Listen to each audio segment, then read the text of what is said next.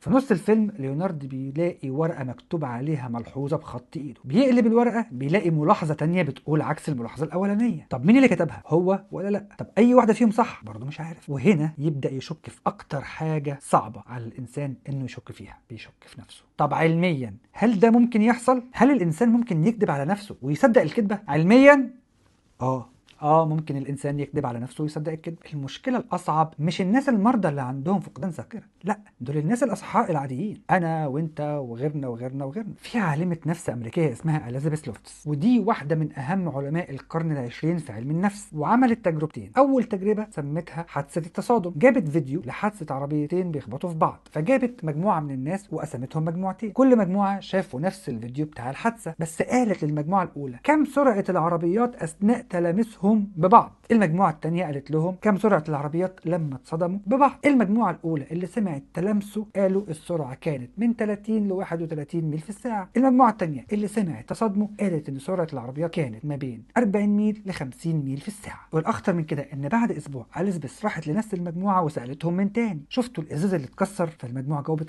الإزاز كان كتير وفي كل مكان، مع إن ما كانش فيه إزاز اتكسر أصلا. معنى كده إيه؟ إن الناس اخترعت ذكرى بسبب كلمة، وده بالظبط اللي بيحصل مع ليوناردو. تيدي بيقول له انت قتلت الراجل ده قبل كده، وليوناردو مش فاكر، بس المشاعر موجوده وهو حاسس بالذنب والقلق، فيبدا يصدق ان هو فعلا قتل الراجل ده. التجربه الثانيه بقى اللي اليزابيث عملتها، عملت ايه؟ راحت لعيلتين وقالت لهم عاوزاكوا تحكوا القصه لاصغر حد فيكوا، ان هو لما كان عنده 5 سنين تاه في المول وفجاه راجل عجوز لقاه وهو اللي رجعه. صدمه، 25% من الناس اللي طلبت منهم كده اصلا صدقوا ان ابنهم تاه في المول، ومش بس صدقوها، دول اضافوا عليها تفاصيل كمان. انت كنت بتعيط وماما كانت زعلانه عليك وقعدنا ندور عليك كتير، واصلا دي قصه متفبركه. وهنا اللغز الاكبر في الفيلم، قصه سامي جانكيز اللي هو اصلا ده اسمه على ايده، ما تنساش قصته، هل هي فعلا قصه حقيقيه؟ ليوناردو فاكر كويس جدا ان سامي ده كان عميل تامين زي بالظبط ليوناردو قبل الحادثه، وان هو اتصاب بفقدان ذاكره بعد حادثه، ومراته طلبت منه ان هو يديها حقنات الانسولين لحد ما ماتت. بس السؤال اللي بيطرحه الفيلم ان احنا بنكتشف في الاخر ان اصلا ممكن قصه سامي جانكيز دي تكون هي اصلا قصه ليوناردو مع مراته، وان هو اللي اداها جرعات الانسولين الزايده عشان هو كان بينسى، فحور القصه في دماغه كأن حد تاني اللي عمل كده. هو ما عملش كده، لا، ده سامي هو اللي قتل مراته، انا ما قتلتش مراتي.